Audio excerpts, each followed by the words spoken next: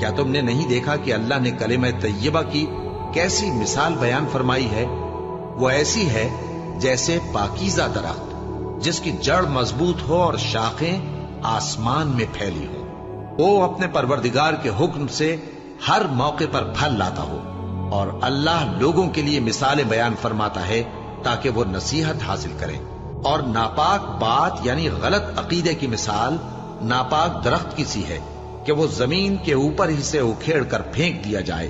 اس کو ذرا بھی قرار و ثبات نہیں۔ اللہ مومنوں کے دلوں کو صحیح اور پکی بات سے دنیا کی زندگی میں بھی مضبوط رکھتا ہے اور آخرت میں بھی رکھے گا، اور اللہ بے انصافوں کو گمراہ کر دیتا ہے،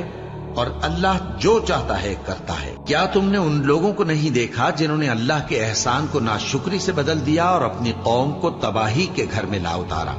یعنی دوزخ میں